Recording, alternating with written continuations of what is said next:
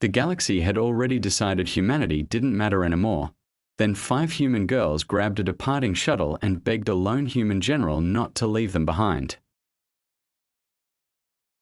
The docking bay had been classified as stable, which in Coalition terminology meant that nothing inside it was expected to fight back. The lights were dimmed to energy-saving levels, casting long metallic shadows across the scorched plating. Gravity was slightly uneven, fluctuating just enough to make non-native species uncomfortable. The air smelled faintly of antiseptic, burned circuitry, and something older. Fear that had soaked into the walls and never quite left, and no one was supposed to still be here. The evacuation had been completed 6 hours earlier. Cargo removed. Personnel reassigned. Biological remnants tagged for later processing. That was the wording in the report, and yet 5 small figures stood at the edge of the landing platform, watching the only remaining shuttle prepare for departure. They were human. Their clothes didn't match. Some wore oversized Coalition-issued tunics. Others patched garments stitched together from scraps. One had a sleeve torn away entirely, exposing an arm marked with faint bruises that never seemed to fully fade. Another held her hands close to her chest, fingers curled inward as if she had forgotten what it meant to let them relax. They were young. Too young. The smallest couldn't have been more than 7. The oldest stood just shy of adulthood, her posture straight in a way that suggested she had learned, painfully early, that weakness attracted attention. They did not cry. Not yet. They had already learned that crying rarely changed outcomes. The shuttle's engines began their low harmonic whine, a sound that vibrated through the platform and echoed in the hollow space of the bay. Coalition personnel moved efficiently, checking manifests, exchanging data slates, speaking in clipped, uninterested tones. To them, the humans were part of the background, anomalies that no longer required correction. The insignia on the shuttle's hull was unfamiliar to most of them.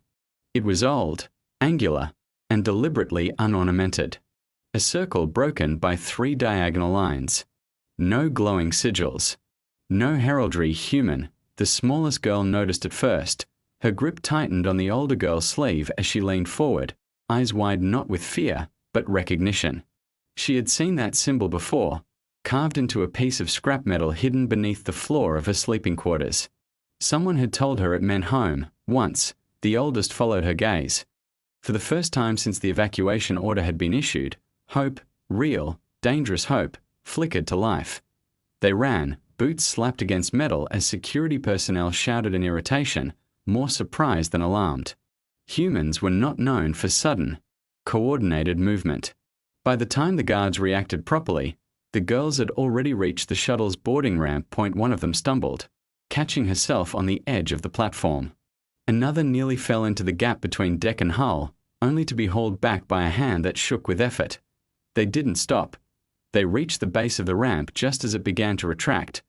The oldest stepped forward, placing herself between the others and the shuttle, her voice breaking the silence with words she hadn't planned, words that came from somewhere deeper than fear. Please.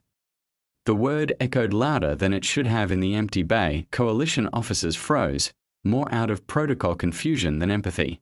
Humans weren't scheduled for evacuation. Humans weren't part of this operation. Humans were resolved. The ramp paused, not because of the officers, because someone inside the shuttle had noticed. The hatch remained sealed, but the external cameras adjusted, focusing not on the guards, not on the bay, but on the 5 figures standing far too close to the departing craft. Inside, a man watched without expression. He was tall, broad-shouldered, his uniform plain and unmarked save for the same broken circle insignia on his chest. His hair had gone grey earlier than expected, his face lined not by age, but by sustained restraint. His hands rested loosely behind his back as if he were attending a briefing rather than witnessing a breach of protocol. He had not been scheduled to intervene, he had been sent to observe. General, a voice said from behind him, careful, respectful. We are clear for departure. The man did not respond immediately. His eyes remained fixed on the feed. The girls had moved closer now, emboldened by the pause. The smallest had pressed her palm against the shuttle's hull, as if trying to feel something through layers of armor and composite plating. Take us with you, the oldest said. Her voice trembled, but she didn't look away. The general tilted his head slightly. Audio, he said. The words were soft, but they carried weight. The channel opened. For a moment, there was only the background hum of the bay, the faint hiss of the shuttle systems. Then the smallest girl spoke, her voice barely above a whisper. "Please don't leave us." Silence followed. The coalition officers recovered first. "This is not authorized," one of them snapped, stepping forward. "Human assets are not cleared for assets," the general repeated quietly. The officer stiffened, realizing too late that the channel was still open. The general's gaze did not shift to the officer. He studied the girls the way one might study survivors of a storm, not for weakness, but for what they had endured. "How long have you been here?" he asked. The question startled them. None of the coalition personnel had ever asked them that. The oldest hesitated, then answered honestly, "I don't know. A long time." "Where are your families?" Another pause. "They were taken," one said. "Sold," another added. The smallest didn't speak. She simply shook her head. The general closed his eyes, not in grief but in calculation. Humanity had not vanished after the war. That was the narrative the coalition preferred, because it was convenient. Defeated civilizations were easier to manage when declared extinct in all but biology. But humans had never truly surrendered. They had scattered, folded inward, learned, and they remembered. "General," the coalition officer said sharply, "we must insist you disengage. These individuals are under coalition jurisdiction." The general opened his eyes. "Release jurisdiction," he said. "That is not possible." "Then this shuttle will remain docked." A murmur rippled through the bay. That would constitute a breach of post-war accords. The general finally turned his head, looking directly at the officer. "The accords ended when you decided children were surplus," he said. The officer recoiled as if struck, mandibles clicking in agitation. "You cannot simply take them." The general looked back at the girls. "Do you want to come with me?" he asked. There was no hesitation. "Yes," all five said. The smallest nodded so hard she nearly fell over. The general turned to his pilot. "Lower the ramp." The ramp descended. Coalition security surged forward, weapons raised, not firing, but threatening. The general did not move, though he didn't need to. A single human marine stepped into view behind him. Then another. They wore no visible weapons. They did not aim. They simply stood. The air changed. Coalition sensors spiked with readings they didn't understand. Not weapons signatures. Not shields, something older authority. "This is your final warning," the officer said, though his voice lacked conviction now. The general inclined his head slightly. "Then listen carefully," he replied. "I am not asking for permission." The girls hesitated only once, glancing back at the place that had caged them for so long. Then they ran up the ramp, disappearing into the shuttle's interior. The smallest turned at the last moment and waved. The hatch closed. The ramp retracted. The engines deepened their tone. The general did not watch the coalition officers as their protests escalated. He watched the bay through the external cameras, committing every detail to memory. As the shuttle disengaged, alarms began to sound. Not combat alarms, but procedural ones. Reports would be filed. Objections logged. Committees convened. Too late. The shuttle cleared the bay and jumped to FTL inside. The girls sat strapped into auxiliary seating, eyes wide, breath shallow. No one spoke. Finally, the oldest looked up at the man standing before them. "Are we safe?"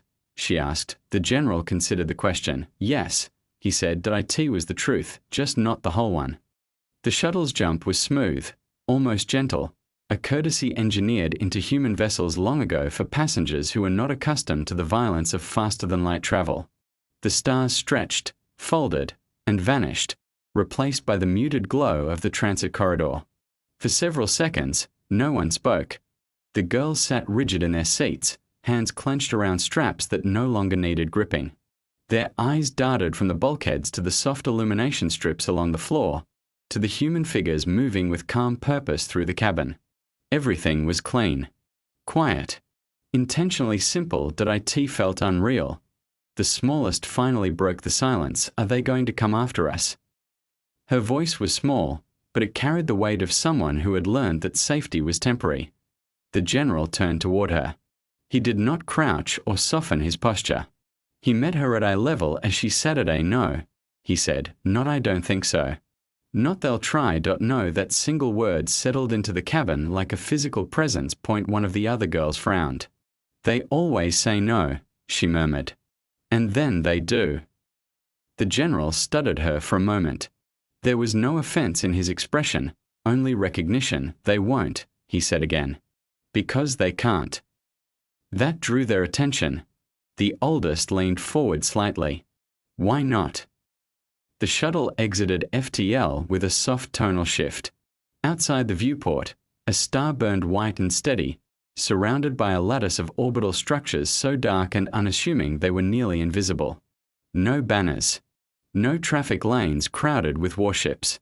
No signs of an empire, just silence and precision. "This," the general said, gesturing faintly toward the void, "is human-controlled space."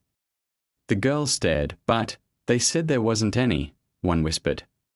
"They said many things," the general replied. He turned and began walking toward the forward compartment. After a moment's hesitation, the girls followed, unbuckling themselves and moving as a small, uncertain cluster. No one stopped them. No alarms sounded. The shuttle seemed to accept them as naturally as it had accepted its crew. They reached the viewport. Below them, a station slowly rotated, its design unlike anything the coalition built. It was not massive. It was not intimidating.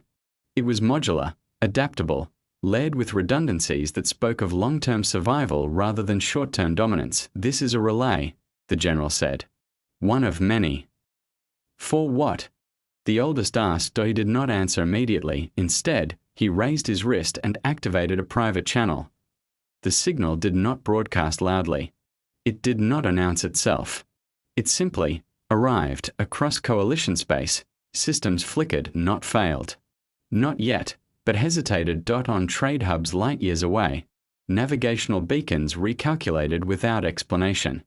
On administrative worlds, archived human data, long ignored, rarely accessed, began surfacing in active memory buffers. Old treaties, old warnings, old footnotes attached to casualty lists and post-war assessments. Humanity had been categorized as defeated. What the coalition had never understood was that humans did not equate defeat with erasure. The general's transmission was short. "Designation Alpha 1 active," he said. "Witness protocol initiated." The response came back instantly, confirmed. Multiple voices replied, layered, distant, calm. "Standing by." The girls did not hear the transmission.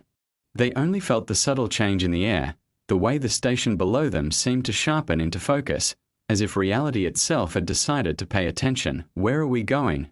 the smallest asked. "Somewhere safe," the general said. "And then somewhere important." Behind them, far beyond human-controlled space, the coalition convened an emergency session. They did not call it that, of course. Officially, it was a procedural review triggered by an unauthorized asset transfer. Unofficially, it was panic wrapped in bureaucracy. Footage of the docking bay incident replayed across the chamber. The moment the ramp lowered. The moment the shuttle departed. The moment the human general said the words that now echoed far louder than any weapon discharge, "I am not asking for permission." Several species argued that it was posturing, that the human had acted emotionally, irrationally, that 5 juveniles did not constitute a strategic concern. Others were quieter. They remembered. They remembered that humans had never relied on numerical superiority, that their most devastating victories had come not from overwhelming force, but from timing, preparation, and an unsettling tendency to let their enemies believe they were winning. Today, an intelligence analyst cleared her throat. "There is something else," she said. "Our long-range monitoring arrays are detecting anomalous synchronization across multiple human origin systems." "Define anomalous," a counselor snapped. The analyst hesitated. "They're waking up." That word caused a ripple through the chamber. "Human systems were decommissioned," another voice insisted. "Their infrastructure was dismantled." "Yes," the analyst agreed. "What you dismantled was what you could see." Back aboard the shuttle, the girls were given food, real food, not nutrient paste or ration blocks stamped with coalition cereals, but warm, textured meals that smelled faintly of spices and familiarity.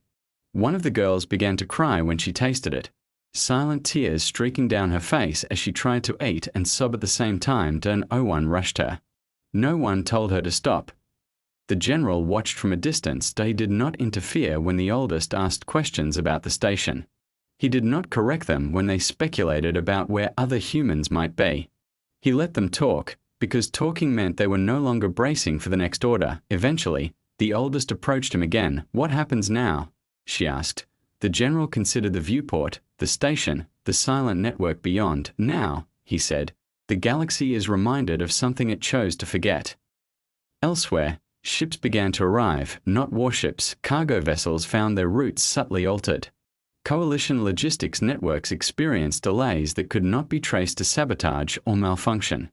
Entire sectors reported shortages, not of critical supplies, but of conveniences, comforts, things that made life easy. Human-made algorithms quietly withdrew from systems they had been embedded in for decades. Trade slowed, communication lagged, nothing exploded, nothing burned.